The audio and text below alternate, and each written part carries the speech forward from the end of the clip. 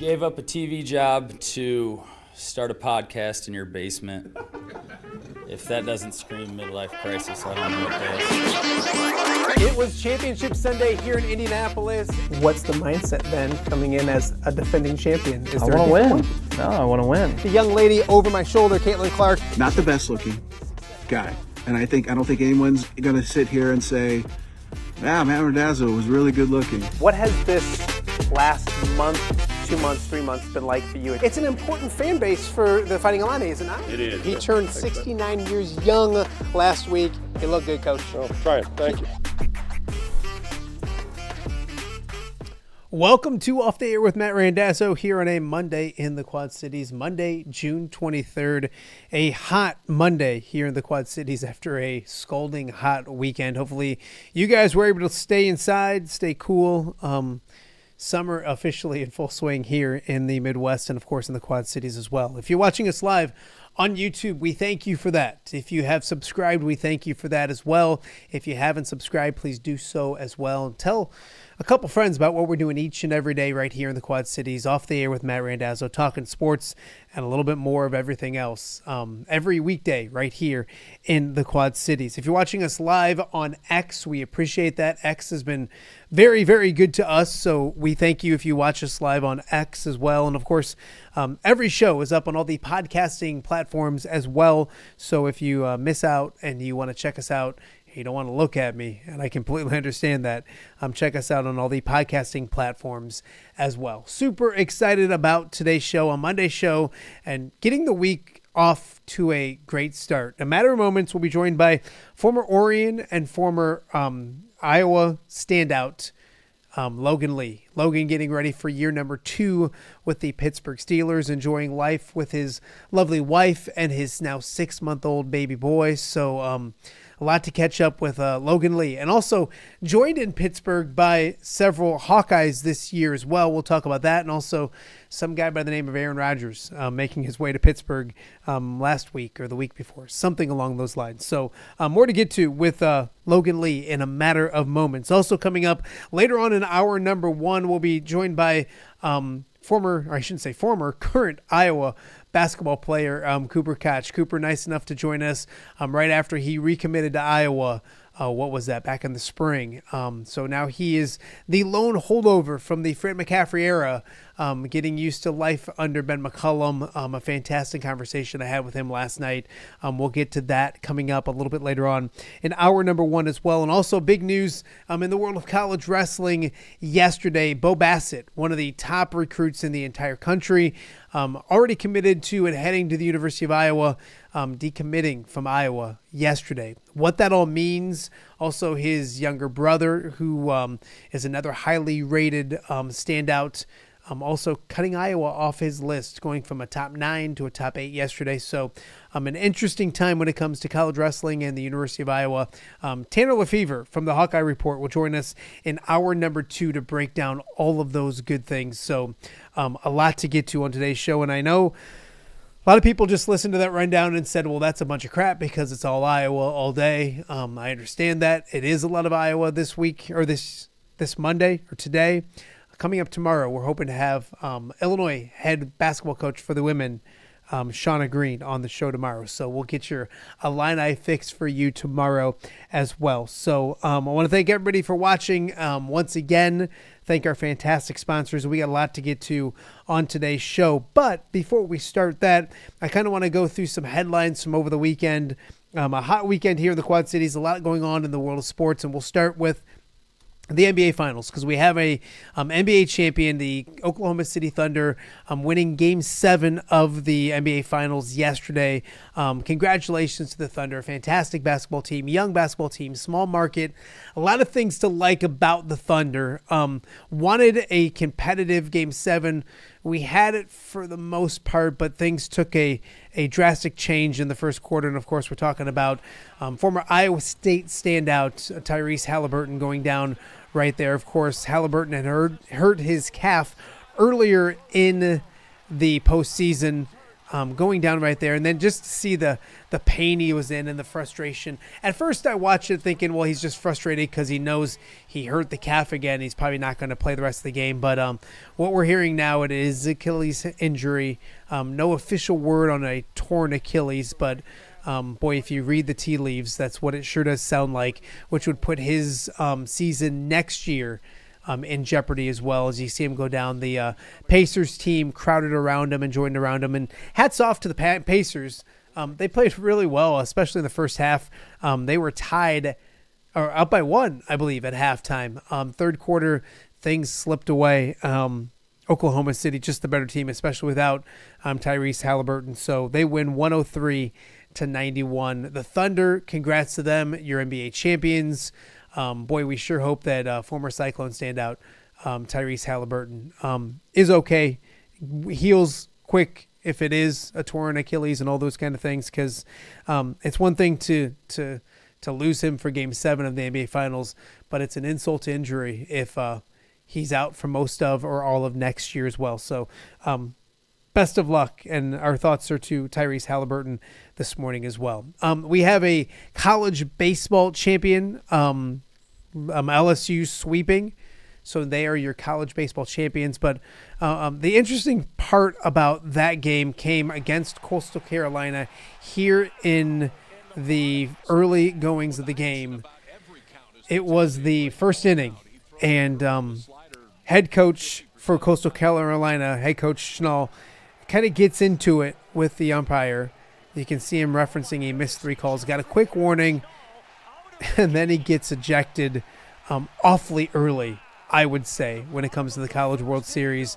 A quick trigger, yes, he gave him a warning, and he continued to say something. Then you saw an umpire kind of take a bump that wasn't a bump. He got caught up on his own feet, and you can see him reference 2 right there, meaning that he was going to get suspended for 2 games. You go back and look at it, and he just tripped over his own feet. It wasn't even the coach's issue. So I think disappointing the fact that this happened so early in a game of that magnitude.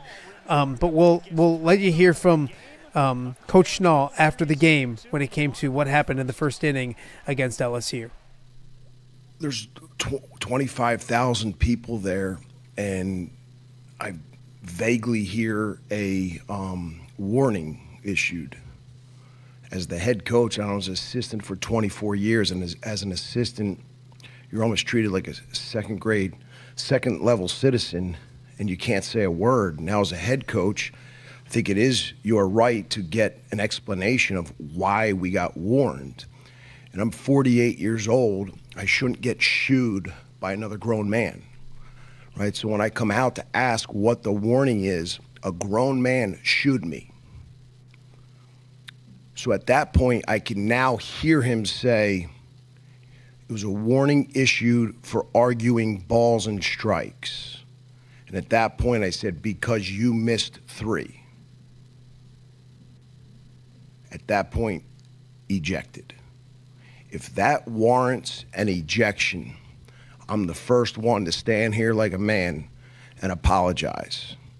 2 words that define our program are own it. And what does that mean is you have to own everything that you do. Without blame, without defending yourself, without excuses.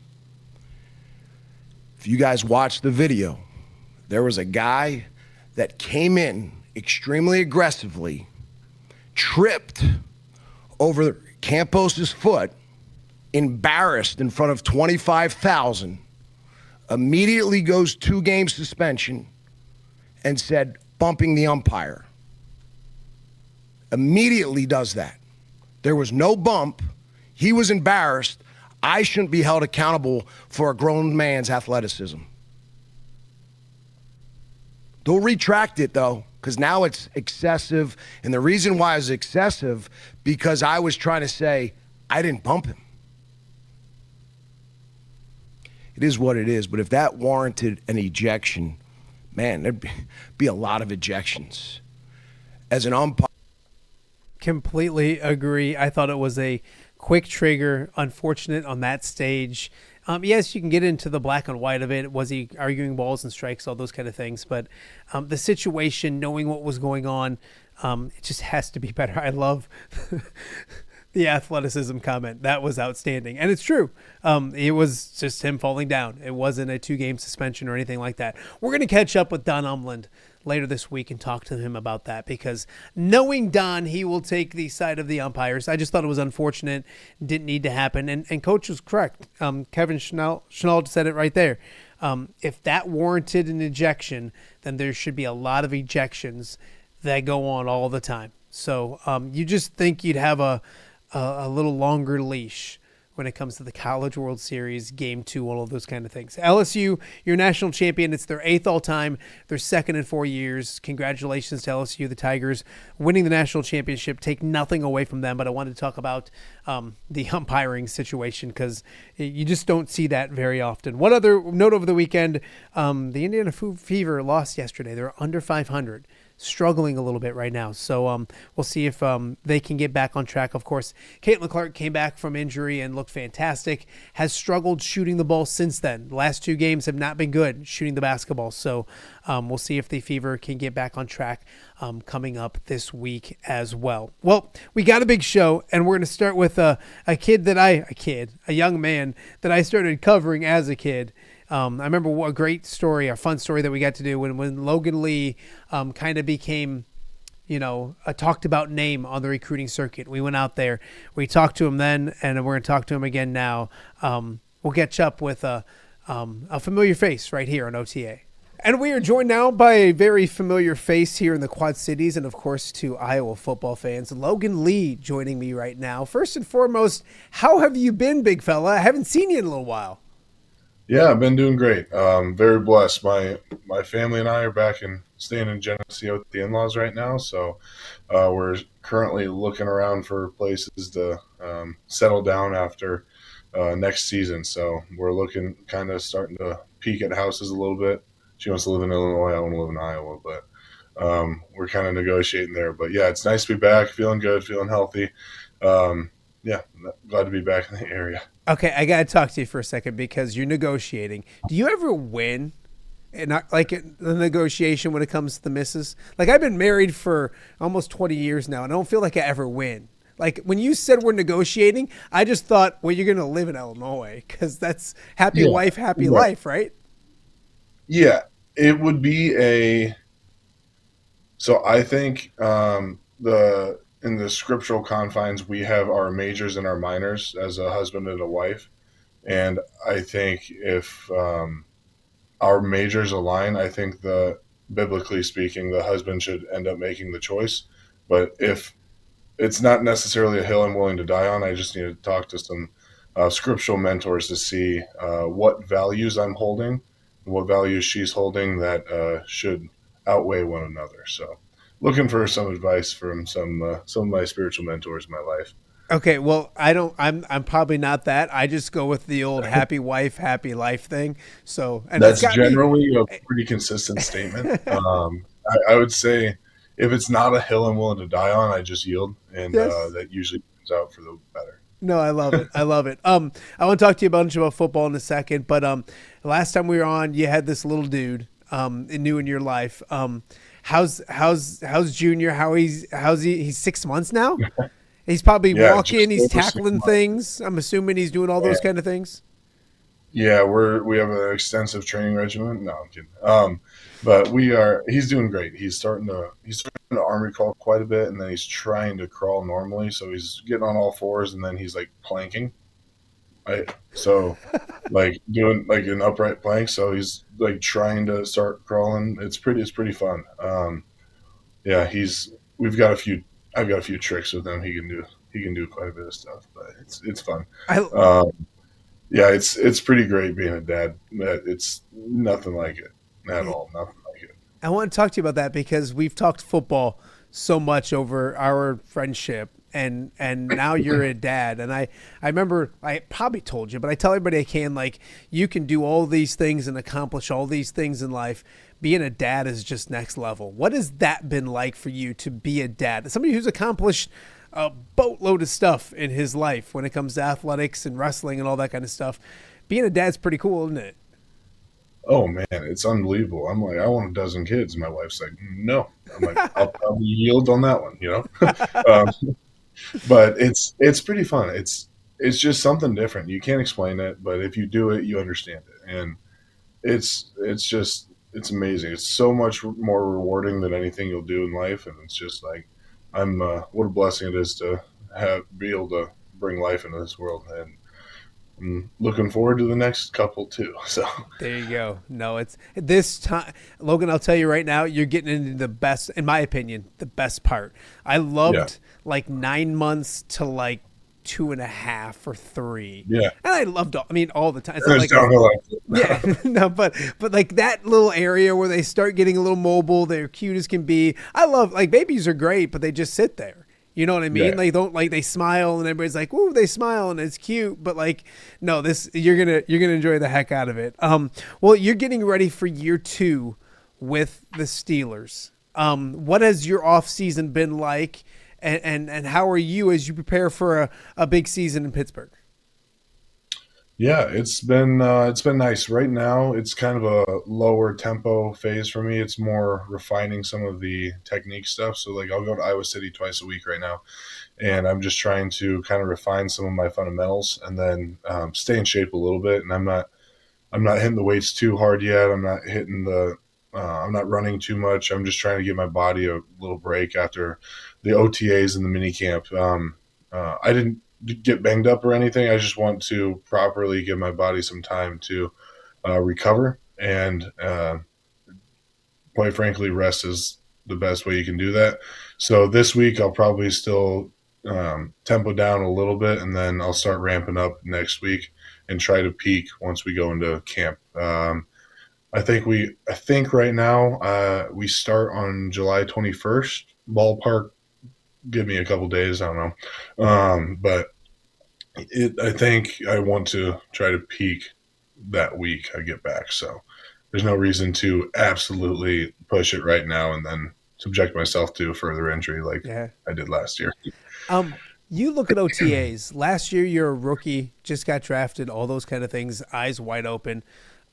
Was there more of a comfort this year when it came to OTAs, not just on the field, but what life's like? What is life like as a second year player? You probably got to know a little more right now, don't you?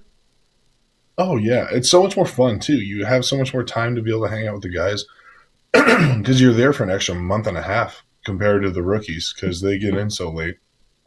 So you're just being able to actually hang out with some of your buddies outside of the workplace. It's like you have coworkers, and it's like you don't always want to spend all your time with them during the season. So it's like you don't really get to know a whole lot of them. Like there's one or two guys that you always just connect with right away, but there's not a whole lot of them that you're able to just get to know on a more personal, intimate level. And it's like now we're able to go golfing or go shooting and be able to spend some time together. And, it's nice because it's a ton of fun because all we do for the first 2 phases, all we do is work out until 1:30, like have meetings and then work out until 1:30. And then we have the day off. And we're like, this is great.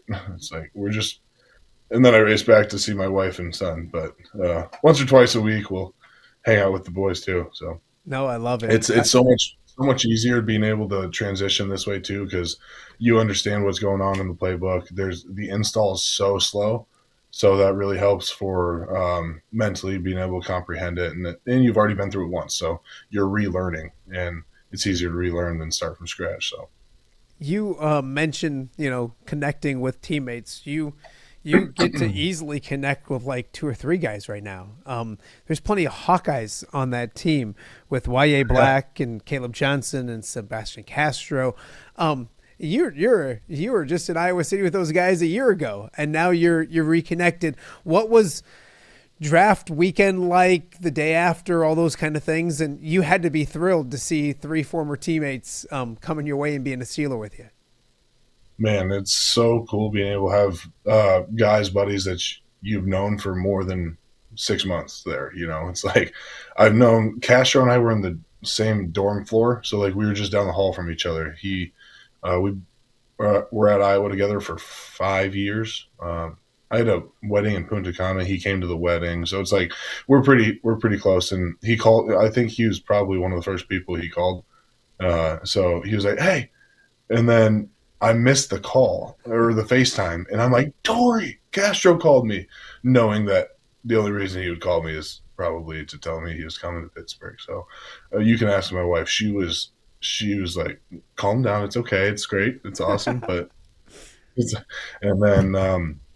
and then even Wyatt, like I spent 4 years in the same room with Wyatt. It's so great to be able to have him back. It's just, like I said, it's nice to have people you formerly know, not are getting to know. So you can just immediately connect with guys on a day-to-day basis rather than trying to work into a relationship. And like I said, there's guys that I'm really close with on the team for sure, but I still haven't been with him for 4 or 5 years, you know. And then Caleb, I've been really impressed with him. He's been awesome, great teammate so far. I was a little uncertain just because we never interacted a whole lot at Iowa. His freshman year, we interacted a little bit more. He was great, and then we kind of separated a little bit, offense, defense. You just don't spend a whole lot of time with the guys across the ball. And I've been very impressed with the way he's been handling himself. He's working hard. He's improving a lot. So it's just great to have guys that have been brought up in their football career in a similar way, and they're really they are very mature in the football sense. So it's fun to see. No, absolutely. Logan Lee joining us right now on Off the Air with Matt Randazzo. Logan, we talked last year about how the Steelers were a good fit for you because it was very Iowa-ish. I don't know if that's how we said it, but you know, they match when it comes to culture and all that kind of stuff. It's not a surprise that you add 3 more Hawkeyes then, is it? I mean, it kind of reaffirms that what Iowa football does and what the Pittsburgh Steelers do, especially when it comes to people and culture, match. That's kind of got to be reaffirming to see 3 more Hawkeyes. They must like what Kirk Ferentz does in Iowa City. Yeah, and at the very least, they're going to get a guy that's going to be a good locker room guy. So it's pretty cool to be able to see that and see the because in my room, I think we have 5 Wisconsin guys: TJ, Herbig, Keanu, Isaiah, 4 Wisconsin D linemen or outside backers. And so there's usually tendencies that a team has, and hopefully we're going to more Iowa folk. So I think it's a better crop of guys you're getting anyways. I didn't realize there were so many Wisconsin guys. Like, is that could become a cool thing? Like the Iowa-Wisconsin game this year probably is going to be a little interesting if you got 4 Hawkeyes in the locker room and a bunch of Badgers in the locker room. You guys better represent. Yeah. Oh, man, absolutely. And heck, it's just Big Ten in general. I don't know if there's more than a few guys outside the Big Ten. We have 20 guys in our D-line outside backer room, and I bet there's 4 or 5 guys that are not Big Ten guys. And it's like, and if they are not Big Ten guys, they transferred out. So they started off as Big Ten guys. Sure. It's pretty cool to be able to make some of those connections to connect the dots between different teams, different people. Like, were you there that year? And it's like, yeah. It's like, so. Yeah, it's pretty cool. Big Ten ties for sure. No, 100%. How do you play the role of big brother with some of these guys, especially YA when he comes into the room? And are you there to kind of help out, show around, not just on the field, but off the field as well? Because you remember what it was like to be a wide-eyed rookie that didn't know what he was doing. How have you kind of taken them under your wing a little bit, if you can? Yeah, and when I was back training before they did pro day and stuff, I was like, hey, if you have any questions, let me know. There's a lot that the league has to offer, but there's a lot of like underlying opportunities that is not as emphasized or talked about as some other things. So there's a lot of different benefits, a lot of different ways the league works that are just like completely over your head because it is a business. And just helping guys walk through that, navigate that. I talked to a lot of the Iowa guys, and then once they got into the building, I'm like, if you have any questions, let me know. I'm going to help you as best I can. I talked to Castro before he got on campus, talked to White before he got on campus. And Caleb, it didn't really apply. I can't really help him with the offensive scheme a whole lot. But the other two guys, I can at least give a breakdown and tell them what we expect as a team, as an organization. So it's been cool, and I'm trying to help but not overstep. And it's like if they need help with anything, they know to ask, and just trying to be a good teammate and help support them where they need. Yeah, absolutely. I don't know how much you guys did in OTAs. Have you had to try to tackle Caleb yet? No, we aren't allowed to tackle. Okay. Nope. Just trying to knock the ball out of his hand. That's about it. But so you aren't really allowed to tackle with the union rules and everything. So Sure. During camp, I'll be tackling Caleb. There you go. There you go. Hopefully a lot. Logan Lee joining us right now on Off the Air with Matt Randazzo. I don't know if you know this, but like a certain quarterback recently signed with the team you play for. I don't know if you had heard those kind of things. Aaron Rodgers is in Pittsburgh. As a Steeler, how have you watched that whole thing unfold, and what's it like now having Aaron Rodgers in your locker room on your team as a teammate in Pittsburgh?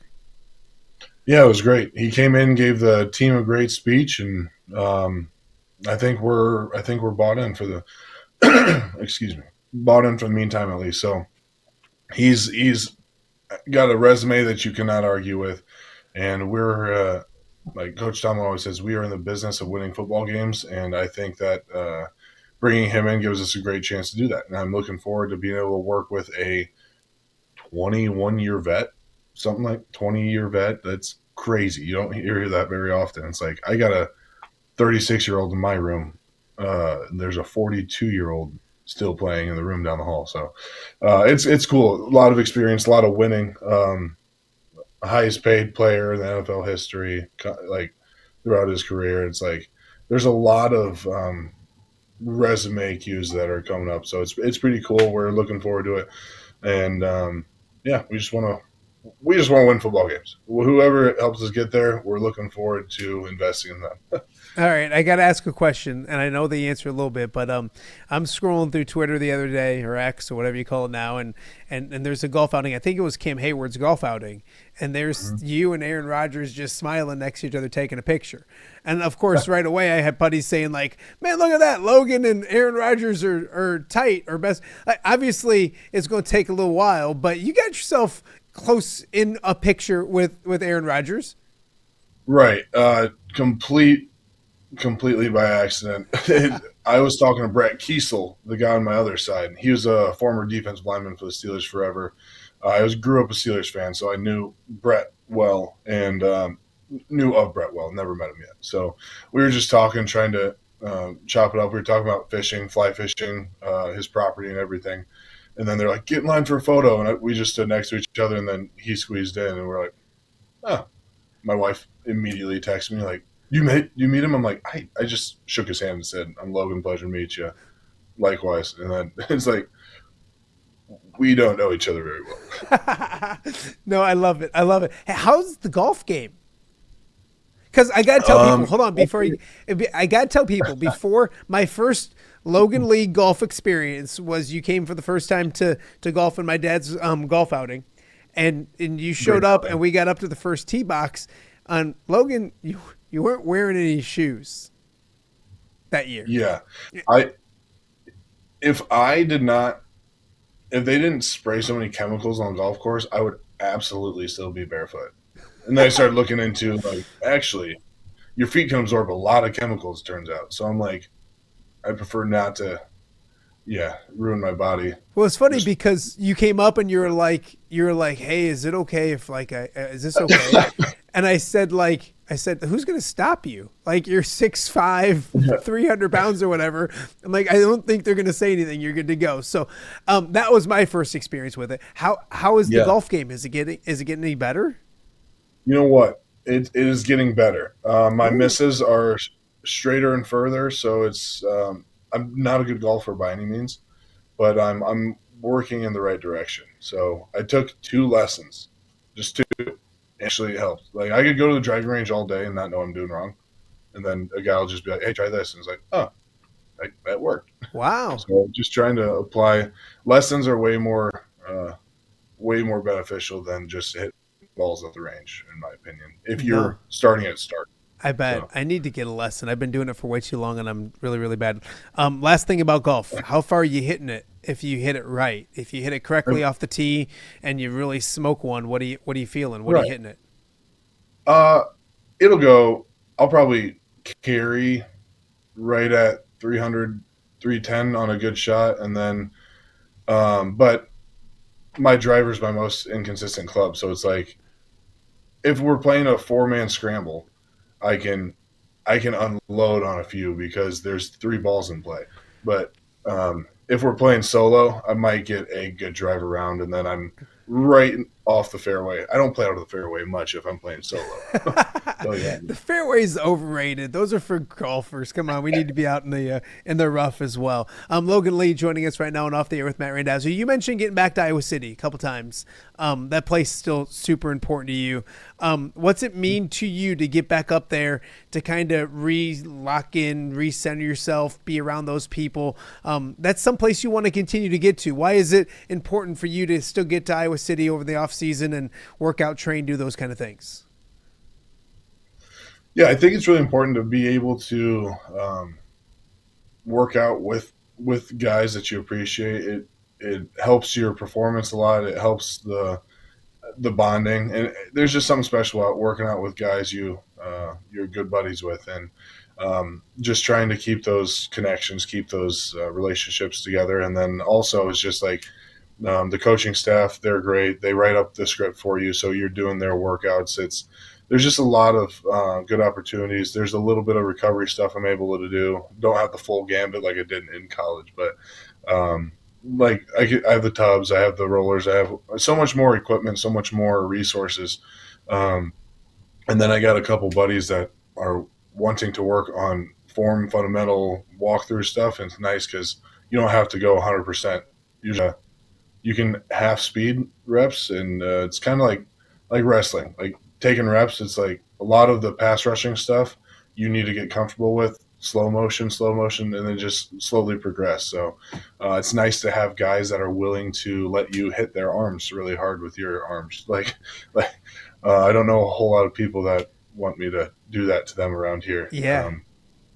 So that it's just like nice to be able to have guys that understand that are invested in the same thing I'm pursuing. So we're beating each other up a little bit, but not too bad. Yeah, no, it sounds good. Logan, where are you at with going into year 2? Obviously, you're healthy, you're excited. Do you put expectations on it? I know we've talked a lot about like the journey that it is and the world that it is, and the NFL's an up and down, hostile environment, all those kind of things. What are your expectations as you get ready for year number 2? Where you want to be? What do you want to do? All those kind of things. Yeah, I'm looking forward to an opportunity to compete. I want to be in the best position to help my team succeed as much as possible. And I say that with full-heartedly, like I just want to win football games, and I would like to be a part of it. So I want to starting at start, like I was on IR, so I was inactive all last year, and the next step is to be activated and then to contribute minimally, and then hopefully by some point in the season, like to start off, I'd like to contribute a lot more towards the end of the season and carve out a role for myself. And a lot of that comes in the form of progressing in the pass rush. I can take on a double team pretty well. That's one thing that I have held on to and kind of been able to learn a lot from Iowa. And then now it's like trying to emphasize the pass rush, because that's way more important in the NFL than it was in college. And by all means, it's important in college, but it's different. But yeah, I'm just trying to be the best man, be the best teammate, be the best player I can be. And at the end of the day, if that's not enough, I truly believe that God has a better plan for myself, and I'm willing to trust that in whatever that looks like. But I'm going to try to fight this, try to do my best and honor the Lord in doing it. So. No, I love to hear that. Are you still living the dream being a Steeler? Like, is that still? Do you still wake up in the morning ever so often and be like, I'm part of the Steelers organization? Like, as a kid growing up, loving it, being a Steeler fan, that's still got to be so cool. Yeah, it's so neat, and just being able, like, I was just telling Tori, is like, especially summer's great because you get in at 9 o'clock, you start work at 9 o'clock, and then you leave at 1 o'clock, and you're like, full day's work, and it's like, I was just lifting weights. I'm like, I would do that if I wasn't working, you know? Yeah. It's pretty great. I'm like, I was just telling Tori, I just love my job. It's so much fun. And then once we get into the season, it's like you're actually there for the football. And it's like, I love that too. And the time restraint, the time commitment, once the season starts is pretty hefty. And I'm sure it can take a toll, but I know most of the women in the league, the wives, the girlfriends, they know what they're getting themselves into with the time restraints, because we have 3 months in the off season, which we're fairly available. But during the season, you got one good day a week, and then most of the time you're not as available, which is unfortunate, but it comes with it, and it's a short lifespan of the league too. So it's like it's a hyper investing opportunity for a few short years, and then things open up quite a bit after that. So what a blessing it is to be a part of it. I love it to death. I thank the Lord every day for the occupation I'm holding. No, absolutely. A couple more before I let you go. You get up to Iowa City. How much are you still tracking, knowing, following Iowa football, and I guess your thoughts on the Hawkeyes as we get ready for another season under Kirk Ferentz? And I'm that guy, Logan, where like when people don't have high expectations for the Hawkeyes or the highest, I feel like that's when they do some of their best stuff and they have some of their best seasons. I'm bullish on this football team. What are you as we get ready for this season? Truthfully, it's a little bit harder for me. I found it as guys start leaving. So like last year was really easy to stay invested in because I know the entire defense. I know most of the offense. And it's like, I know guys personally. So it's like, it's easier to invest in. I think this will be about the last year where I have good buddies on the team that I'm willing to invest in. But that's lesser of them too. So there's only, I played with a couple dozen of them still, but I have 4 good buddies on the team now. So it's like, I think this is one of the tail end years where I'm completely committed, and I'm always going to root for them. I'm always going to, like, if I have a free Saturday, I'm going to turn the game on for sure. I'm going to root for the Hawks, but it's a lot easier, a lot more fun when you know the guys personally. Yeah. So in off season, I don't track any of that. I'll just watch them during the season. I'll keep up with the 4 or 5 guys I keep in touch with. I'll keep tabs on, and then after that, it's I'll just watch the games for the most part. It's funny, Logan, because one of the things going into this season for Iowa football is my good friend Tom Kakert kind of said that like there's probably more questions on defense than offense, which is crazy to me because Iowa's defense. With that staff, with Phil Parker, with those coaches, and you don't need to know anything, but like you're around those coaches all the time. Probably okay to have. You got to feel good knowing that it's in those guys' hands. How good of a coaching staff, those guys on the defensive side, did you get to, play for and be with and be in rooms with all those years? Yeah. I must be really out of touch because I'm not worried about Iowa's defense. That's crazy. I wouldn't put a whole lot of stock into that one. I wouldn't say worried. I would just say there's more like you're used to the names coming back, and there's more new faces, if that makes any sense. Okay. So there's more question marks about the Iowa defense. But my main point of my question is just like when you have Phil Parker and those guys in those rooms, how good of a coaching staff was that you got to be with and play with? That's about as good as they get in college football, isn't it? Yeah, unreal. And I would say and I don't know if it was just because the learning the college playbook at Iowa was much, much more difficult than learning the NFL playbooks. I don't know if it's more difficult per se, but maybe it's just because I came from high school where there's a couple stunt plays and the same thing all day, and then you have to run 90 different calls just off the 2 second. It's wild, but I think even the Iowa guys in Pittsburgh right now, the defensive guys especially, they understand that. They're like, oh, this isn't so bad. The install is actually pretty easy. It's like, I'm like, yeah, because we did 90 different plays we had to know at Iowa. So that I would say that's why there's a lot of maturity with the Iowa guys coming out, is just because of the difficulty of the system we ran. Okay. And once you have a good group of guys that are willing to invest and willing to run what you want them to and not just go cowboy on you and just do their own thing, that's when the Iowa defense has the most success. Because I know statistically there's a lot of it's more built for the defensive backs for interceptions, and it's more built for linebackers for tackles. And the D-line up front's just holding it down, taking up we're taking up all the blockers, so the guys behind us can run free. And the system's just it's the best college system you can run, in my opinion. And the coaching staff, they will get the most out of you, and it's just pretty cool. So, and the way they recruit guys, they're recruiting guys that they can expect to count on and buy into the culture, and that's what's going to give you the most success. Is if people buy in, you're going to do pretty well for yourself. So no, absolutely. Hey, before I let you go, college players are making a lot more money these days than you got to a few years ago.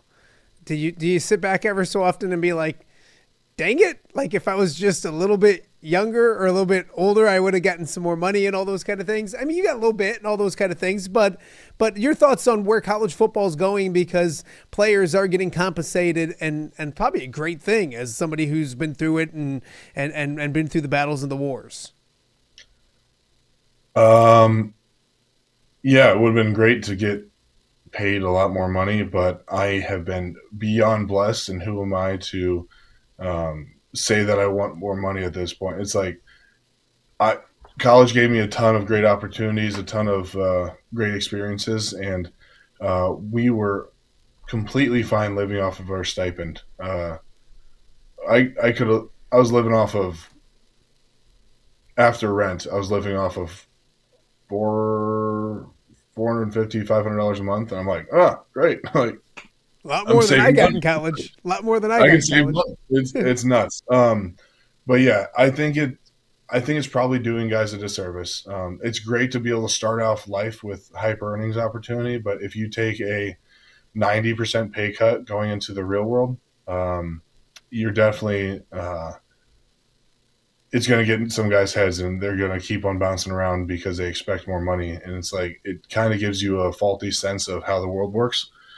And it's great. I do think it makes sense to be able to compensate based off of money generated. So like the revenue sharing thing that has come out now, that makes more sense than just random donors giving as much as they want. And I just think it's going to be a great opportunity for the right guys to start off life. And I think it's going to be a pretty tough shot for the guys who are making a lot of money, and then they go into Gen Pop workforce and they are not, and they are spending like they did in college. So it'll be an incredible opportunity for some.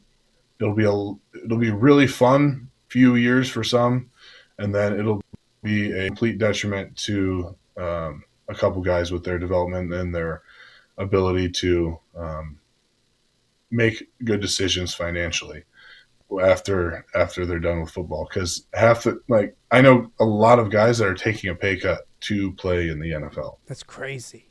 That's wild. Like whether it's, and even if you make practice squad, it's like, that's a lot of money, but you're taking 60% pay cut to play in the NFL. It's like, what it, That's I don't wild. know. Yeah, I don't no, know how. Go ahead. It does make sense with revenue sharing. Like the players are earning the money, and I wish there was a little bit of restriction in the sense, but I will say like Iowa specifically, they do a bunch of like financial literacy courses. It's like in college, you're like, oh, another one, but it's like they're just trying to hammer in the head. Make sure you pay your taxes, withhold money. It's like Those common things, those simple things. it's not saying save 95% of all you earn. It's like saying like just don't be a degenerate with your money, and things will probably turn out for the better. Yeah, and you look at it, Logan. I think Iowa does it a little bit better because just recently I had an interview with Tyler Barnes. He talked about they want to develop and then compensate, if that makes any sense. And that's not the exact quote, but they're not giving high school kids millions of dollars just to get them on campus. They're getting kids on campus, developing them, and then almost rewarding them for what they're doing in the college level, which I think makes a lot of sense. A lot of places, unfortunately, a lot of places aren't doing that. I got to ask you before you go to what's the food right now? What do we? Last time I talked to you, you were going to the place in Geneseo and eating the breakfast sandwiches. Help me out. Locomotive. Yeah, I haven't been there yet. Nothing's changed. Okay, so you They just have burgers now. Are they The good? best burger, dare I say it? Certainly the best burger in Geneseo. I can't find a better burger in the Quad Cities yet. What's it called? The Locomotive, same spot. Okay, I got to get there. I haven't been there yet. Yeah. You said you were going to get there soon. I know. Hey Logan, I got 4 kids. I can't even. What is it better? Hey, is it better than the Logan Lee burger from back in the day? That was pretty good. I thought Maple Street Grill had some really good burgers. Awesome. I think the Maple Street burger might have been better than mine. Really? I'll tell you this, Logan. So your At burger, the very least, they're head to head. do you remember your burger? And here's one I'm going to. It was huli chicken, pork. I think it was pork, and then bacon and candied bacon. Yes, separate. Yep, bacon and candied bacon with 2 types of cheese. Don't remember, and then I literally, when I had that, I still put it up there as one of the best burgers I've ever had in my life. I would say it's up there for sure. I'm a big top 5, top 10 kind of guy. Yeah, it's on there. So in the Quad Cities, what other places do you put on like the burger list? That's my thing. Like, I got more pizza places than I do burger spots. Frank's best pizza. Frank's is best pizza. Benny's, I can delete 8 of their calzones. Best calzones in the Quad Cities. If you think these are hot takes, you're wrong. I have a few more staples that I don't know why. And I'm not even saying I love it, but I've been craving Hungry Hobo. No. Hey, they're a fantastic sponsor of the show, and I eat there all the time. So continue to talk about how good they are, please. Hungry Hobo's steak sandwiches are unreal. And their mayo's good too, whatever. So big fan of Hungry Hobo. What about Mexican? Mexican, I can't even pronounce it. That means it's really good. Ariello in Davenport. Cariendo? No, Abortes Carrillo. Yeah. Is it? Right. Do you know? Is it down on like right over the Centennial Bridge? Right off 3rd Street. Yes. Yes. It is unreal. It burned down. Yes, and it's rebuilt. And then it's for sure. Oh, Logan, it's the best.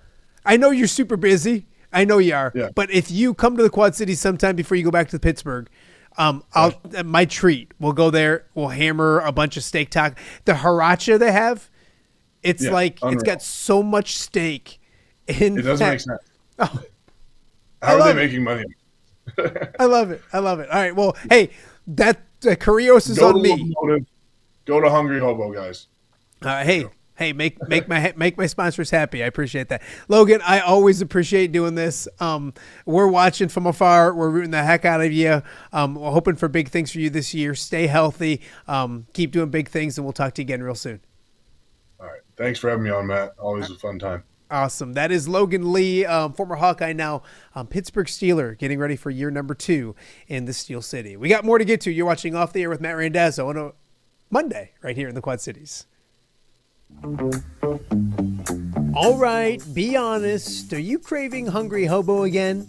You know, that fresh sliced meat piled high on those amazing sandwiches, hot off the grill chicken and steak with all those delicious toppings, the biggest and best selection of baked potatoes, or simply some waffle fries dipped in cheese. Well, now that Quad City favorite is even easier to get. Download the Hungry Hobo app today. Order ahead, skip the line, and earn rewards all at the same time. There's Double Points Monday and exclusive specials as well. With 12 locations in the Quad City area, it's Hungry Hobo. Now even easier to find, but still hard to resist. Rafferty Funeral Home, dedicated to serving families in the Quad Cities since 2007. Hi, welcome. Here, come on in. An experienced staff plans each service to reflect the unique life and legacy of your loved one. Rafferty Funeral Home is proud to serve our community with dignity, respect, and compassion, helping you to celebrate your traditions and lasting memories no matter your faith, culture, or budget. Rafferty Funeral Home in Moline. Call today to discuss prearrangements.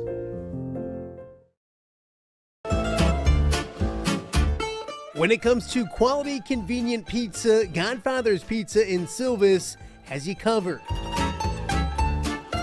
Featuring a beautiful dine-in area, delivery, and a carry-out window. Godfather's Pizza is that pizza you grew up with, not a convenience store. You see, at Godfather's Pizza, the dough is made fresh daily. That mozzarella cheese is shredded fresh and never frozen. And those toppings are abundantly piled high each and every time. Locally owned and operated since 2010, Godfather's is a huge supporter of local athletes right here in the Quad Cities. So come on by and check them out at 1211 Avenue of the Cities in Silvis. Order online at godfathers.com and reunite with that same delicious pizza you grew up with.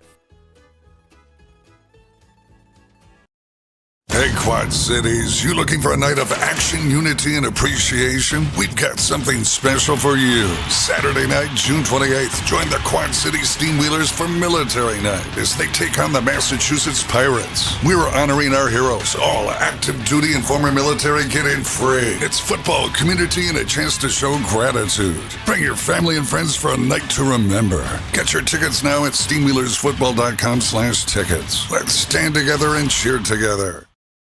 The PGA Tour swings into the Quad Cities again this summer, and you don't want to miss it. The John Deere Classic brings golf, music, magic, and more to TPC Deer Run July 2nd through the 6th. Wednesday, July 2nd is Youth Day, and ages 15 and under are free all week, making it perfect for the whole family. Stick around after the golf on the weekend for the concerts on the Course Series, featuring country superstar Dierks Bentley on Saturday and Grammy Award-winning Zac Brown Band on Sunday. Come for the golf, stay for the party. Visit JohnDeereClassic.com to get your tickets before they sell out. Welcome back to Off the Air with Matt Randazzo here on a Monday in the Quad Cities. It's crazy to think, but next week is the John Deere Classic. It came very, very fast this year. Can't wait to get out to Deer Run and see what Andrew Lehman and the rest of the great staff out there and the volunteers have to offer this year. Great concerts as well. Another great field as well. So we'll catch up with Andrew Lehman at some point this week and get one last update on that field as we get ready for the John Deere Classic coming up next week. We saw on there the Wheelers are back home this weekend. Get some tickets, get out, support the Wheelers. Tough weekend. They fell on the road at Jacksonville. They'll get back on track, though, this week. 3 of their last 4 games are at home, and hopefully there's some more to come when it comes to postseason football down at Vibrant Arena as well. So, well, last week we talked about it, the Iowa basketball team back in action, back doing workouts. Of course, the Ben McCollum Era is officially underway. And, of course, a new excitement, a new energy around Iowa basketball. And it was a crazy spring. a lot of departures, of course, from McCaffrey leaving, a lot of players leaving. But one person that did stick around was Cooper Koch. I've always been really high on this guy's talent and his upside and all of those kind of things. A freshman last year, getting ready for his sophomore year, and he was and actually probably redshirt freshman year because of the injury.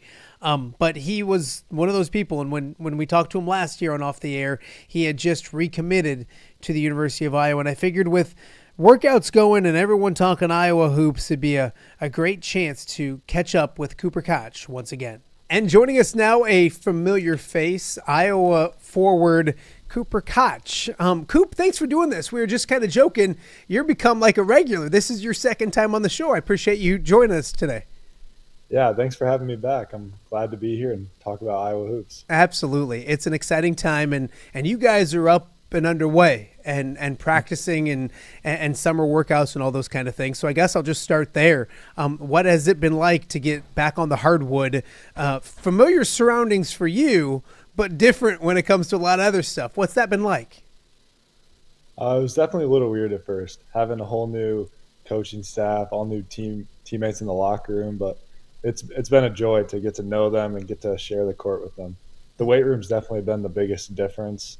We're all hooting and hollering and just hyping each other up in there, and it's a lot of fun. It's a lot of fun. The last time I talked to you, you had recommitted to the University of Iowa, and you said you had a great talk with Coach McCollum, and you could see yourself there and all those kind of things. I know it's early, but is it what you thought it would be when it comes to what he told you when he got there and then kind of getting rolling here and being back in action?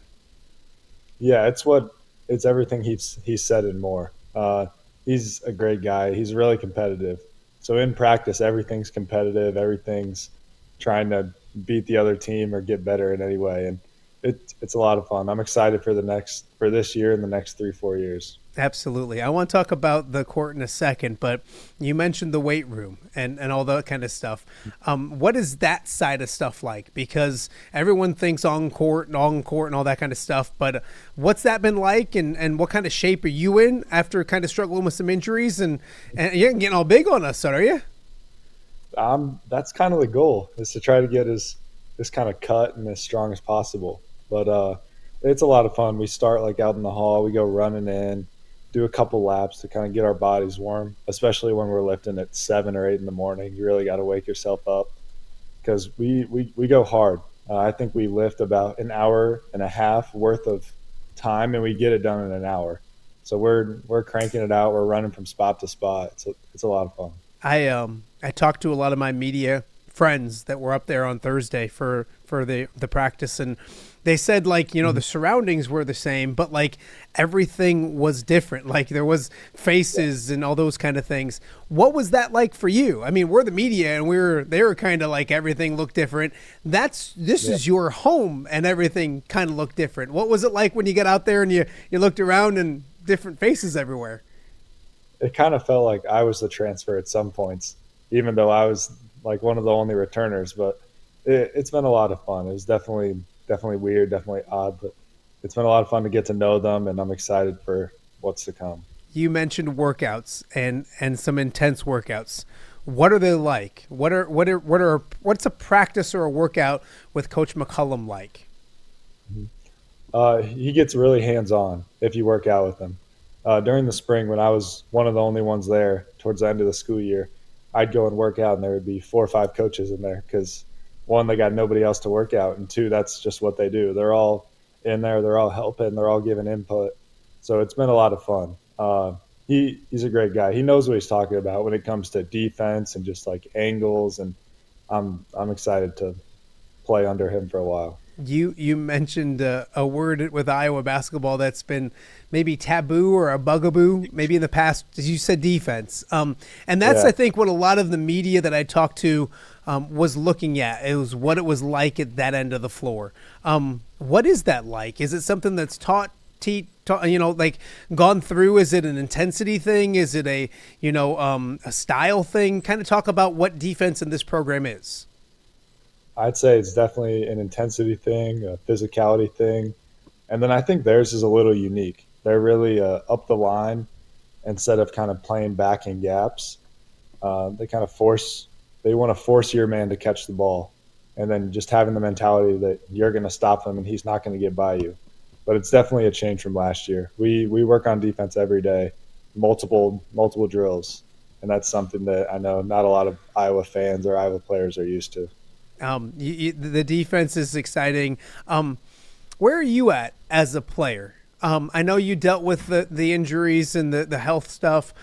You said you look good and you're feeling good. Where are you health-wise? And then where are you as a player? Because I think I've talked to several Iowa fans that I think they're intrigued by Cooper Cotch, if that makes any sense, in a good way. They saw what they saw and they liked it, and then it was taken away. So where are you at health-wise, and where are you at when it comes to Cooper Cotch, the basketball player?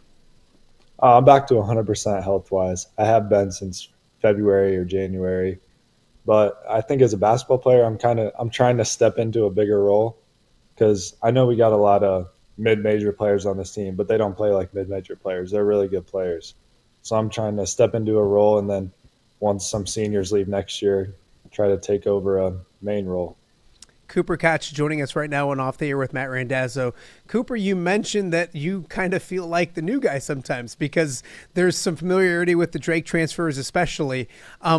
What's that been like? Because this is your place. Like, this is your home.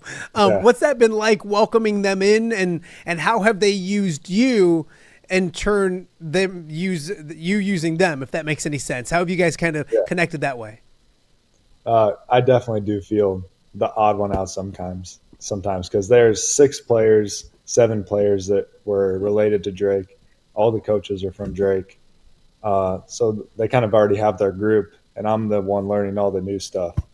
But it's been good. They help me out a lot on the court. All the older guys from Drake, they're all good at teaching and showing me what to do, and then all the coaches are great. They got a lot of plays, and we scrimmage almost every practice, so you get a new coach almost every practice.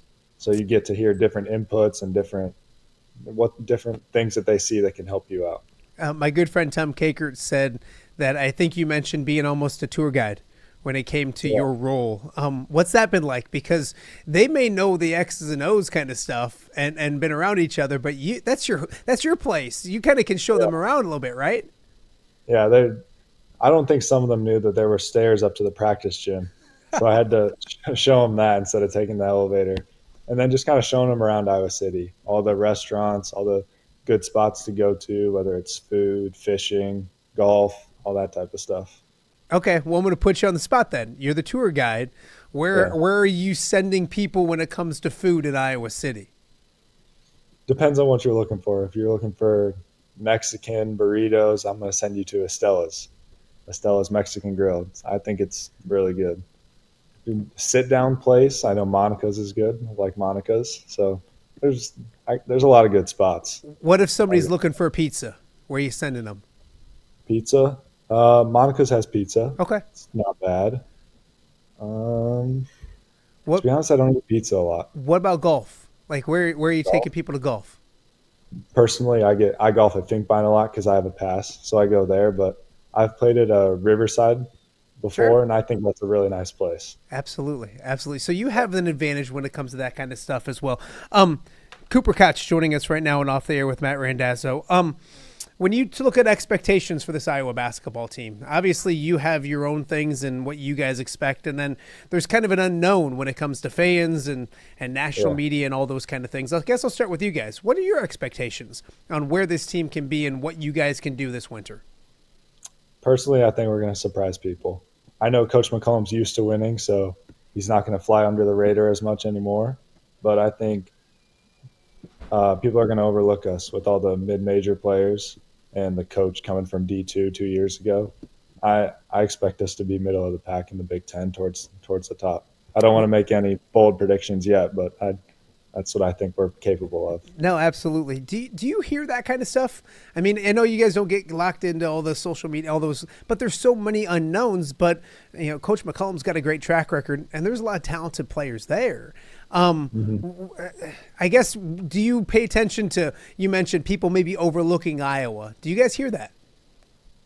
I try not to be on social media too much, not look at all that stuff, because I think a lot of people just have no idea what they're talking about. But you definitely hear it a little, and I think it'll just kind of fuel us to prove them wrong and just show them what we're capable of. Has there been a Ben McCollum moment for you where you're like, oh, wow, that's my new head coach, or all right, I like this guy? Or has there been a time where, like, do you have a Ben McCollum story or a moment where you're like, all right, it's a different era and this is my coach now? I don't know if I have a standout moment yet, but the first day in the weight room, it was intense.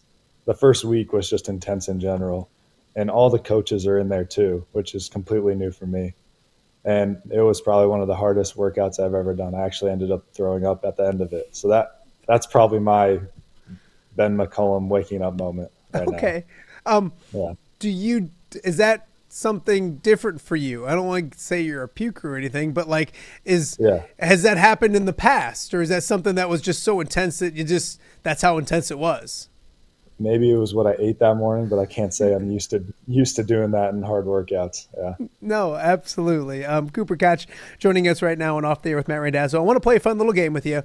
I don't know if I did like a rapid fire with you last time, but I want to do a word association.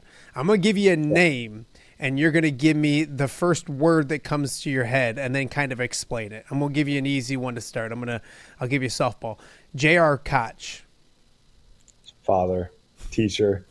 He just kind of showed me the game of basketball, and he's kind of my mentor, the person I look up to when it comes to basketball. I know we talked about it last time, but you're a better shooter now, right? I think so, yeah. You can't say I think so. You got to say you know so. You're still a little worried. I do. Yeah. I love it. Ben McCollum. Intense. He's a great guy. He's always on the court. He's always in workouts. He'll get up and guard you. He'll get up. He'll be physical with you, and that's definitely something new for me too. Did you? And this isn't word association, but what were your thoughts on the other Cooper that stopped by practice the other day, Cooper DeJean, and then also Coach McCollum can go. Like they sent out this video. He's supposed to be my age. Like he's supposed to be an old man. What was it like having Cooper DeJean there first and foremost? He wasn't at our practice. It was just kind of a coach's, just coach's open gym because they play and they get after it. Okay. I know that video probably surprised a lot of people with what Coach McCollum can do, but he can hoop. What did you think of Cooper's skills on the basketball court? I knew he'd always been able to play. He played with Peyton Sanford back in AAU a while ago, so I've seen videos of that, and I knew he could play in high school. But he still got it, even with the football body. Yeah, I was impressed with him. I knew that, but I was impressed with Coach McCollum in a big-time way. You mentioned intense when it came to Coach McCollum. Your old coach was supposed to be intense. I guess word association, Fran McCaffrey, when I say his name. Just kind of a guide. I always looked up to him since I was a young kid, going to Iowa basketball camps. And then playing under him for a year, he just kind of grew me into the player I was, being able to watch him coach those Iowa basketball teams and being like, yeah, I want to play for him one day. But I would say they're different levels of intense. Fran's intense. He'll get after you. He'll yell at you. I know Coach McCollum will do that too, but Coach McCollum will play defense and he'll show you how to do it right. So Fran wasn't slapping the floor and playing defense in practice? He might have when he was a little bit younger, but not this past year. No, I bet he did. Bennett Sturts. Baller. I know he maybe takes it a little easy in practice right now because it's the summer, but he can turn it on. What surprised me most is how he gets after it on the defensive end, because I know he's all these clips of his one-legged threes and these floaters and dunks, but he disrupts stuff on defense, and he makes it really hard when he's guarding you. Here's an interesting one. I don't know if everybody will know about Jim Matson. Jim Matson. Man, he's just a good guy. I always loved his interviews after the games. He'd have great questions, and he's at a lot of games. He's a workaholic. He's always around. No. It was fun to go down to his studio and do interviews there live. It was fun. Yeah, he's somebody I've known for a long, long time. Intense as well. Like, he's an intense dude too when it comes to those kind of things as well. For sure. You mentioned we talked about Bennett Sturts a little bit. And it was funny because I was trying to get you to come down to my dad's golf outing. It didn't quite work out, but you said you hadn't met those guys yet. When you meet those guys, was it what you thought? I mean, you've seen Bennett Sturts, you've heard about him. You mentioned the one-legged three. Is what Bennett Sturts, did it match what you thought it would be when it came to Bennett Sturts, the guy and the basketball player? Coach had already told me he was a pretty down-to-earth guy, and I wanted to believe him, but it is definitely true. He's really down-to-earth. He just kind of goes with the flow, doesn't do too much. He's a great leader, though. He's making sure we're all there. We're working out beforehand. He's always getting up shots early, and it's going to be a fun year with him. A couple more for Cooper Cotch before I let him go. And why don't you go watch Game 7? Truth be told, we're recording this before Game 7, but you have a vested interest in Game 7 because a roommate's got a pretty good tie to Indiana and the Indianapolis Pacers, Kind of talk about that, and we don't know what happened, so we can look back tomorrow and watch this. But beforehand, who you got tonight in the Game 7 of the NBA Finals? I got the Pacers. My roommate previous roommate was Trey Buchanan, and his dad is the GM of the Pacers. He's now at South Dakota State, got a scholarship, and hoping to watch him play this year and just get after it. He's going to be a really good player for them. I love it. Before I let you go, that golf game, you mentioned a few places. How is the golf game? I know with the basketball workouts and all that stuff going again, maybe not as much time to go do those kind of things, but we talked about it before. So how's the golf game and how you playing right now? I haven't played a lot the last 2 weeks because we've had kids camps all through the week, and then I'm just so drained by the end of the week that I just want to rest. But I'd say it's still there. It hasn't gone. It's pretty good. I can get out there and shoot mid-70s. Are you serious? On a good day. Cooper, you're just a young pup. You should go play golf. No, don't do that. Stay with the Iowa basketball program. Hey, well, I appreciate your time. I love the fact that you're healthy. Can't wait to watch you rock and roll this year, Carver, and we'll catch up with you again real soon. Sounds good. Thanks for having me. That is Cooper Cotch, a forward at the University of Iowa, getting ready. The lone leftover, the lone holdover, I should say, from the Fran McCaffery era, ready for big things at the University of Iowa coming up this winter. We got more to get to. You're watching Off the Air on a Monday right here in the Quad Cities. Hello, Dan Pearson here of FCA. Our team is thrilled to support Off the Air with our good friend Matt Randazzo. We share the view of the power of sport when it comes to relationships, including the influence of the coach. FCA believes the coach is the most influential person in America. Matt celebrates local coaches and athletes. His content is informational, insightful, and inspirational. Our Fellowship of Christian Athlete team loves partnering with Off the Air with Matt Randazzo while we engage, equip, and empower coaches and athletes in our 23 counties. FCA, the heart and soul in sports. View from the West, the podcast covering Illinois high school football. It's going to be a hard-hitting game. It's going to be great football. Weekly analysis and reaction from around the western side of the state of Illinois. This is the game we had circled when the year started. Follow along on YouTube and subscribe wherever you listen to podcasts. It's big-time football out there tonight, and I know we can play big-time football. View from the West. We got you covered.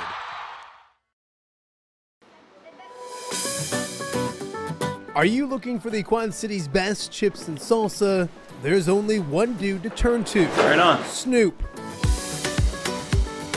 Hand-cut chips, fried fresh with that crunch you've come to love. And the most addicting salsa with delicious fresh ingredients each and every time. Pick up your chips and salsa, queso, enchiladas, and much more at the Stern Center in Rock Island. To place your order, simply call the man himself. It's Snoop at 309-314-8197 and find out for yourself what the rest of the Quad Cities already loves. Welcome back to Off the Air with Matt Randazzo here on a Monday in the Quad Cities. Some big news over the weekend when it came to college wrestling. The Iowa Hawkeye wrestling program, a ton of momentum, and they recently picked up, when I say recently, several months ago, picked up one of the biggest recruits in the entire country in Bo Bassett. That changed yesterday, so here to join me, Tanner Lafever from the Hawkeye Report. And Tanner, I've been meaning to get you on forever. I feel like Kyle has already surpassed Tom when it comes to greatness, and I feel like it's only a matter of time before you surpass the old guy as well, right? Yeah, well, I've heard it's not the highest bar to clear, so I'll give it my best shot on my first appearance. No, I love it. Tanner covering the Iowa wrestling program for the Hawkeye Report, and we kind of talked about it. Bo Bassett was huge news for the University of Iowa wrestling program when they landed that commitment. Yesterday comes word he decommits. A strange thing. Can you kind of walk us through, how you found out, what actually happened, and kind of where we're at right now? Yeah, so to kind of set the original timeline, Bassett, for those who don't know, is he's either the number 1 or number 2 prospect in the 2026 class. So seniors that are seniors to be next year, and he's been well known for a really long time. And when his recruitment opened last summer, it kind of kicked off a long saga in which he winnowed down, if you can believe it, a top 80 or so schools. Down to a final few back in February when he announced that he was decommitting to the Hawkeyes. And so now about 4.5 months past that, I was actually grabbing some dinner last night, and I got a text from Tom saying, "Did you see this?" And as Bassett announced his decommitment on Instagram. And so no, this was very much a surprise, especially in conjunction with, maybe some other tentacles of this recruitment that we can talk about as we get going. But yeah, this was a surprise, and with it, Iowa loses, either the first or second ranked recruit in next year's class. He had, Iowa wrestling fans really excited, and it's weird because he didn't just decommit. He kind of, I don't want to say took shots at, but just kind of, he didn't just say, "Hey, I'm not with Iowa anymore." He kind of talked about like some culture, some fits, all those kind of things. It was strange how it went down. You had heard nothing about, possible trouble or all that kind of stuff as well. Speculation is going to run crazy, Tanner. What kind of things have you heard? And I'll be honest, the first thing I think of is money, and I think of Penn State. Is that too naive of me just to put 2 and 2 together like that? Yeah, I don't know. I won't speculate. I haven't heard anything concrete on exactly what may have happened. As far as money goes, everything we'd heard going into his original commitment was that Iowa had, a very competitive NIL offer, depending on, whose side you heard it from, either the most or, right on par with all of the other big hitters, which would be your Penn States, your Oklahoma States, schools like that. So, we'll see here if a commitment somewhere else happens in the next few days, that might, shed some more insight onto exactly why this happened. I don't have anything concrete that I'd be willing to speculate on right now. But no, this was, like I said earlier, this was very much a surprise, especially when you consider that, as you mentioned, he's a big deal for Iowa, but also Iowa was very much a big deal for him. He's definitely at the top of the game when it comes to social media, self-promotion, stuff like that, already as a high schooler. And there is no program that he would be able to leverage that more than at a school like Iowa. So, whatever initial NIL offers were, whatever he was going to make on top of that once he became a Hawkeye and put on the black and gold singlet, I imagine, again, would be competitive, if not, greater than any other school he might go to. Where does this leave Iowa? Obviously a big loss when it comes to his incoming commitment and all those kind of things.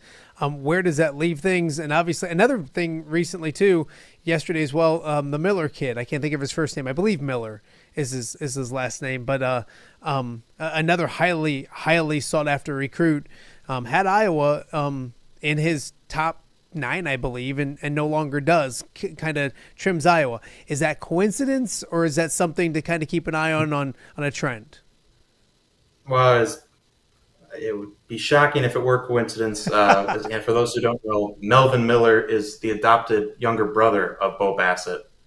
So this was, with Bo Bassett's commitment was long since viewed as, a lot of this stuff is as a package deal with Miller. And then they also have another younger brother who's a very good wrestler. So it was very much viewed, at least on the outside, as a package deal over the next 3 recruiting cycles. And so, Miller was one of, if not the first call that Iowa coaches made last Sunday at midnight when the recruiting period opened for the class of 2027. And a couple of days later, he put out a top 9 schools, which Iowa was in the mix, to no surprise. And then about an hour after the Bassett news last night, he puts out a top 8 with Iowa no longer on the list. So no, I would say it's fair to conclude that is not a coincidence by any means. Where does this leave Iowa recruiting? I guess what's the main ripple effect of where Iowa goes from here, and obviously this is a big loss for the University of Iowa when it comes to a signature guy they had coming in. How does this impact the Iowa wrestling program right now? Yeah, so I think it's twofold, kind of near term and long term. Long term, Bassett is from Pennsylvania. It wrestles out of a school called Bishop McCourt, which I don't want to speak completely off the top of my head, but it was either a school or a program more or less created out of thin air a few years ago that a lot of the best wrestling talent in Pennsylvania funneled into. And so originally securing the Bassett commitment and, presumably some of his siblings thereafter was viewed by a lot of people as sort of a stepping stone to maybe another Pennsylvania pipeline, similar to the one that got Iowa back on top of the national tournament a couple years ago with the likes of your Spencer Lees, Max Murins, Michael Kemmers, etc. And so with Bassett out of the picture and presumably his siblings, how does that affect Iowa's recruiting efforts at the high school, of which there are other prospects that they've targeted in upcoming classes? And then for the near term, while Bassett he's not in this year's incoming freshman class, he's in next year's. The way high school men's wrestling recruiting works is it's a very accelerated timeline. So last I looked, and this is per, I think, Flow's recruiting rankings, 27 or 28 of the top 30 recruits in the 2026 class are already committed somewhere. I guess you can subtract one with Bassett's decommitment, but he's not coming to Iowa now. So there's very slim pickings in terms of uncommitted prospects that Iowa could go after. And obviously there's very few, if any, that could fill the hole that Bassett leaves. So if Iowa's going to respond quickly in the 2026 class, they're going to need to target presumably some guys that are committed elsewhere and really make an effort to kind of shore up what is unquestionably a hole, not only in future lineups, but just sort of in momentum and perception of the program right now. Absolutely. Tanner Lafever joining us right now. Tanner, it's funny because I had every intention of having you on before this broke to talk about some other stuff. So I want to talk about one other thing before we let you go, and we're going to circle back around and get you back on for a longer time in the near future. But the World Championships were just selected, I guess, the teams for them a couple weekends ago. Iowa were well represented, 6 Hawkeyes. I think two women and 4 men. Kind of talk about what that means for the University of Iowa. Obviously, that comes up, I think, in September in Croatia. But obviously, Iowa well represented on the world stage. Yeah, so this was not the weekend we just had, but the past weekend out in Newark, New Jersey. The United States, held it's called Final X. It's basically a best 2 out of 3 between the top 2 wrestlers in America to qualify for this year's World Championships team. And it wound up being 2 Hawkeye men, Spencer Lee and Real Woods, and 4 Hawkeye women, Kennedy Blades, Felicity Taylor, Macy Kilty, and Kylie Welker, all made the senior world team and will compete this September in Croatia at the World Championships. And yeah, I mean, it's big for a lot of reasons. And off the top of my head, I believe 6 athletes, current or, alums from one school was the most that anyone has put on the USA Wrestling World Teams this year. And it was especially big for Iowa because Iowa has not had, frankly, very much representation on world teams in recent years. A lot of that had to do with Spencer Lee being injured. But previous to a couple of the Hawkeye women last year, there hadn't been any current or former Hawkeyes on a world team going back a few years. So, and the way that they did it, there were 7 Hawkeyes in total wrestling out in New Jersey, and they maxed out with 6 making a team because there was one all Iowa matchup in women's freestyle. So, it was a huge weekend for Iowa. As I mentioned, huge for the men's program because they've been around for a long time and hadn't had a world teamer in a minute. But I think maybe even bigger for the women because this is just continuing to further stamp sort of their arrival on not only the college scene but on the world stage.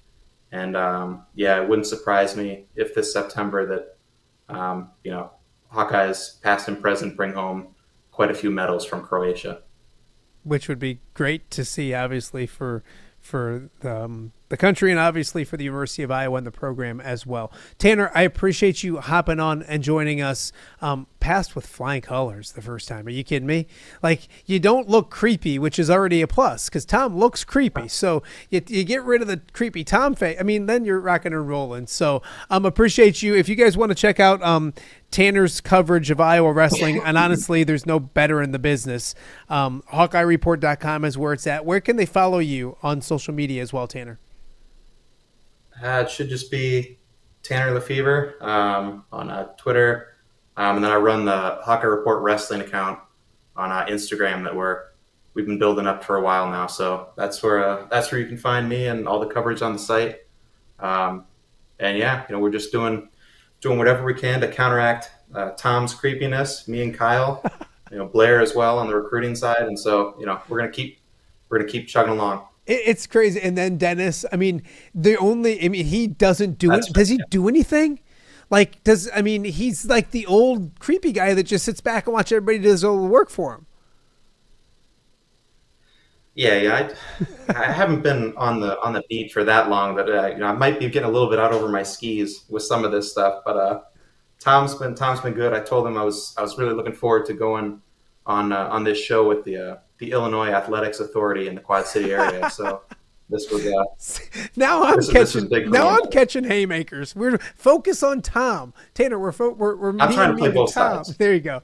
No, Tommy's obviously a good friend, and what I like about Tom, and I'll be real nice for a second, is the way he helps younger media members get their footing and get into the business and doing what they're doing, especially when it comes to Iowa athletics. So always giving. I'll be nice to Tom for a little bit. So Tanner, appreciate you. We'll have you on a little later on when we have more time to talk more Iowa wrestling in the near future. Appreciate you.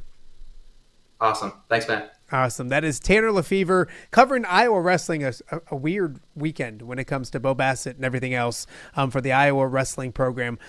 More news, I'm sure, to come with that and where he ends up going in the very near future. So we got more to get to. You're watching OTA on a Monday right here in the Quad Cities. All right, be honest. Are you craving Hungry Hobo again?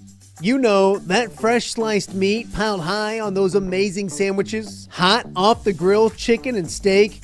with all those delicious toppings, the biggest and best selection of baked potatoes, or simply some waffle fries dipped in cheese. Well, now that Quad City favorite is even easier to get. Download the Hungry Hobo app today. Order ahead, skip the line, and earn rewards all at the same time. There's Double Points Monday and exclusive specials as well.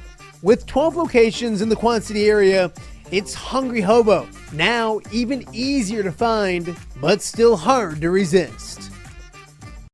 Rafferty Funeral Home, dedicated to serving families in the Quad Cities since 2007. Hi, welcome. Yeah, come on in. An experienced staff plans each service to reflect the unique life and legacy of your loved one. Rafferty Funeral Home is proud to serve our community with dignity, respect, and compassion, helping you to celebrate your traditions and lasting memories no matter your faith, culture, or budget. Rafferty Funeral Home in Moline. Call today to discuss prearrangements.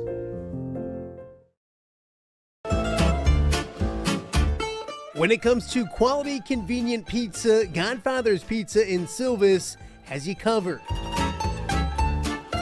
Featuring a beautiful dine-in area, delivery, and a carry-out window. Godfather's Pizza is that pizza you grew up with, not a convenience store. You see, at Godfather's Pizza, the dough is made fresh daily. That mozzarella cheese is shredded fresh and never frozen. And those toppings are abundantly piled high each and every time. Locally owned and operated since 2010, Godfather's is a huge supporter of local athletes right here in the Quad Cities. So come on by and check them out at 1211 Avenue of the Cities in Silvis. Order online at godfathers.com and reunite with that same delicious pizza you grew up with.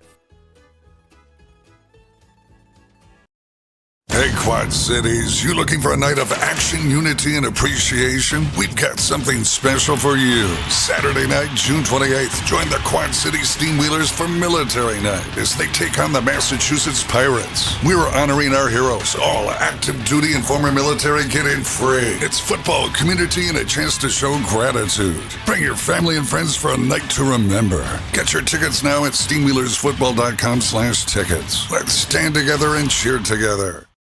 The PGA Tour swings into the Quad Cities again this summer, and you don't want to miss it. The John Deere Classic brings golf, music, magic, and more to TPC Deer Run July 2nd through the 6th. Wednesday, July 2nd is Youth Day, and ages 15 and under are free all week, making it perfect for the whole family. Stick around after the golf on the weekend for the concerts on the Course Series, featuring country superstar Dierks Bentley on Saturday and Grammy Award-winning Zac Brown Band on Sunday.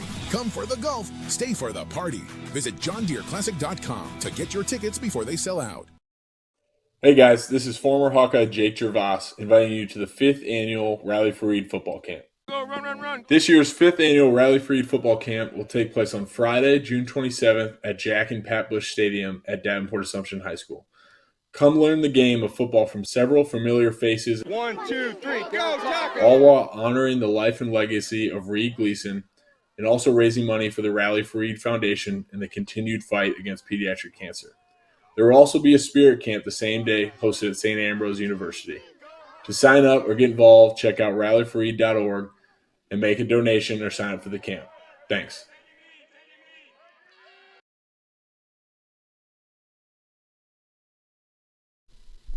Welcome back to Off the Air with Matt Randazzo here on a Monday in the Quad Cities. I want to thank you guys for tuning in today. It's been a fun, busy, packed show. And I hear you. I've gotten a text message or two along the way. Well, it's all Iowa. I get it. There was a lot of Iowa today. Logan Lee, who's also Quad Cities and Orion and just a great human being. Logan Lee started us off today, and then Cooper Cotch joined us after that. And then Tanner Lafever making his debut on Off the Air with Matt Randazzo did a fantastic job. Breaking down the Bo Bassett decommit from the Iowa wrestling program, a big deal over the weekend. So it was a packed show. Good news for Illini fans tomorrow. We are hoping and efforting to have women's basketball coach Shauna Green joining us tomorrow. So we're really excited about that. So we'll talk about how she's breathed new life into that program, doing fantastic things down in Champaign and a bunch of other stuff with Shauna Green, hopefully on tomorrow's show as well. You saw a few things in the commercial break. The Rally for Reed football camp is this Friday. So if you have not signed up yet, shame on you. Get signed up. A fantastic event for a great cause. Rally for Reed camp right here in the Quad Cities. Also, the John Deere Classic is next week. We'll catch up one last time with Andrew Lehman before Deere Week, or John Deere Classic Week, I should say. So we'll catch up with him sometime this week as well. And we saw the Wheelers. They're back in town this weekend. They suffered a rare loss this weekend on the road. We will get them back on track this week. Steamwheeler Wednesday coming up on Wednesday. We'll get them rocking and rolling in the right direction as we get ready for 3 out of 4 games for the Quad City Steamwheelers at home to end the season. And then, of course, the postseason after that. Still 9-3 on the season, sitting in pretty good shape. Got to get back on the winning side of things this weekend down at the Vibrant Arena. So I want to thank you guys for watching today's show. It was a lot of fun. Some of my favorite people on the show, Logan Lee, one of my favorite athletes that I've ever got to cover. So we want to thank them. And, of course, we want to thank these fantastic sponsors for allowing us to do this silly little show each and every weekday right here in the Quad Cities. We do it at 10 o'clock every weekday morning almost. Sometimes we take a day off during the summer, but every weekday morning right here in the Quad Cities on YouTube, on X, tell a friend or 2 or 10 about what we're doing. Things are going well with Off the Air with Matt Randazzo, and these sponsors are a big reason why. And, of course, you knuckleheads for actually watching and listening to this. Also, very grateful for you guys as well. So that'll do it for today's show. We'll be back with a Tuesday edition of Off the Air with Matt Randazzo coming up tomorrow.